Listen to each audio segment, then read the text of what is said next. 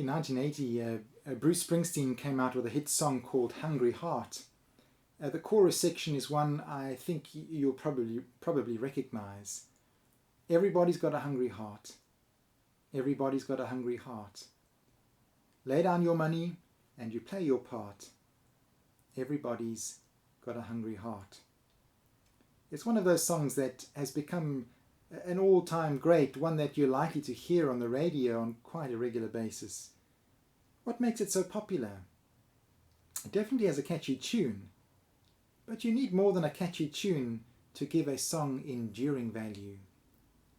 The reason it is popular, I believe, is that it also speaks of a fairly universal human experience. We all have hungry hearts. What might your heart be hungry for? What might your heart reach out for? What entices your heart? I must confess that I'm one of those people who seldom knows the lyrics of a whole song. Often just the chorus will do. La la la la la, everybody's got a hungry heart. And so I was interested this week to read the rest of the lyrics of the song. It's about a man who has a wife and kids in Baltimore.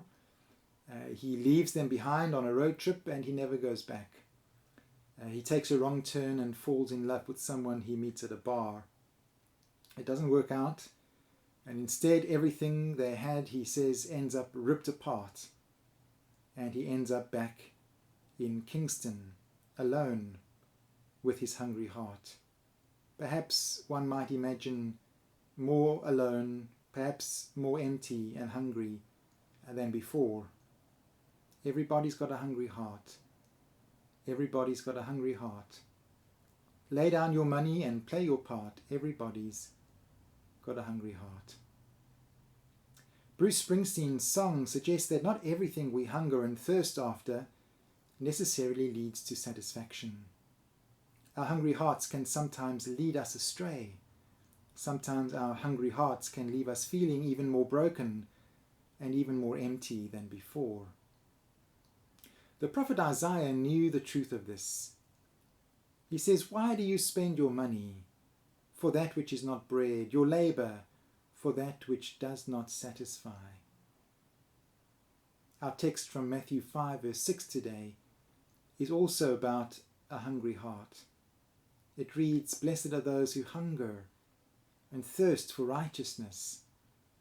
They will be satisfied." In doing so, it suggests that there is another way of living, another way of being in the world that does bring satisfaction. The word that the NIV version uses is righteousness. Blessed are those who hunger and thirst for righteousness. The Greek word dikaiosune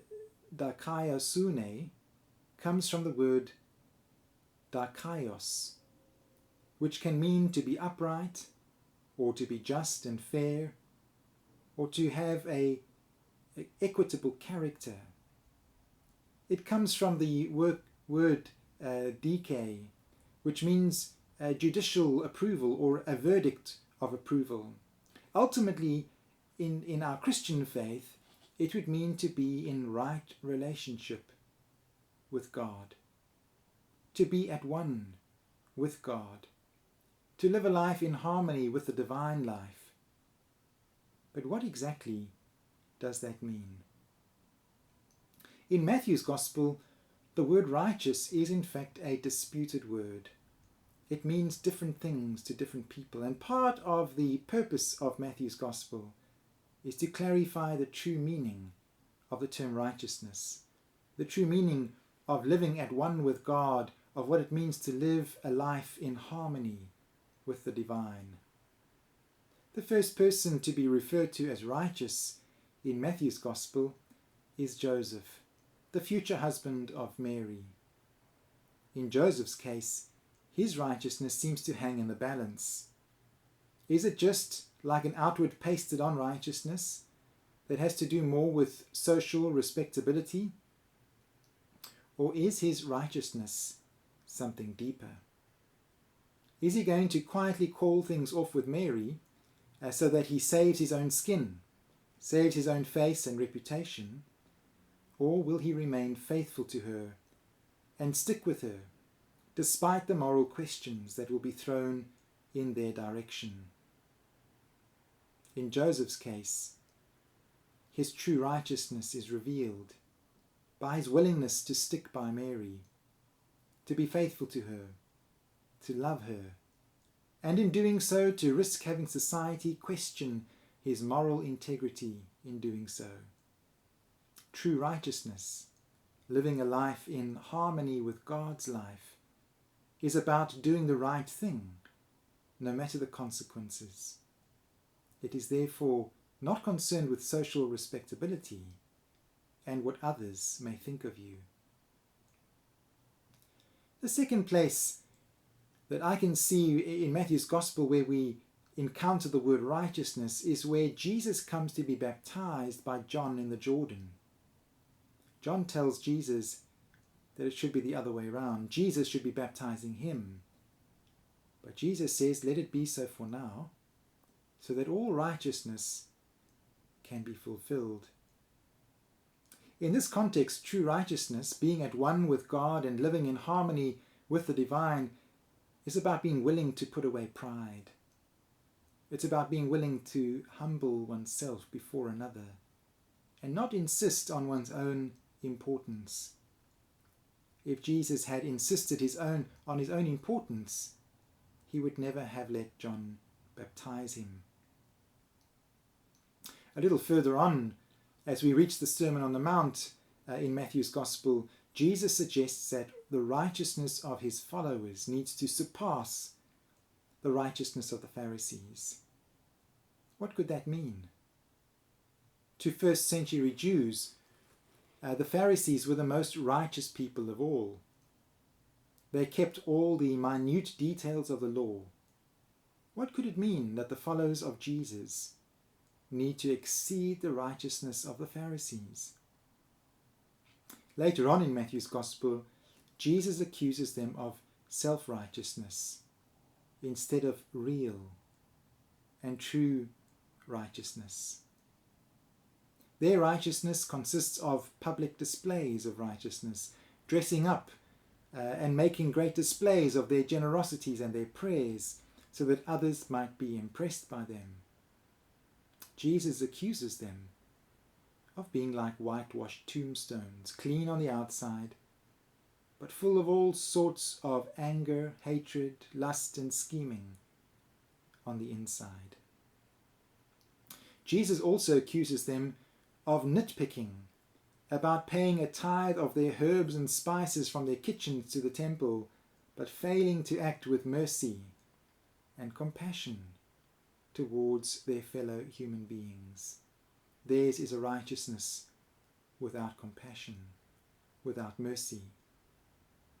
But the truly righteous, those whose lives are indeed in harmony with God according to Matthew's Jesus in the Sermon on the Mount, are those who are upright in secret when nobody can see. They're not in it for egotistical reasons to boost themselves in the estimation of others. Rather, they have given up the self. They are happy to quietly get on doing the right, good, merciful and compassionate thing without anyone else knowing. No ego, no self. This is seen most especially in Matthew's Gospel, in the parable of the sheep and the goats in Matthew 25. The parable is about the righteous and the unrighteous. In it, Jesus describes the sheep as those that are righteous, and they are separated from the goats, who are labeled as the unrighteous. What does righteousness look like in this parable? It looks like this: visiting with mercy and compassion those in prison, giving a cup of water to someone who is thirsty, and food to those who are hungry. It is about reaching out to welcome and receive a stranger. It is about helping to provide clothes to those who do not have. But even more than that, In the parable, those who are labelled as the righteous are not even conscious of being righteous. Their acts of mercy and compassion have not been calculated to impress others, or done so that they can feel superior or better than others. But they are acts that come from hearts overflowing with love, with compassion, and with mercy towards others. Out of the overflow of their hearts, they act, and especially to those in need. They will say, says Jesus, Lord, when did we see you hungry and feed you?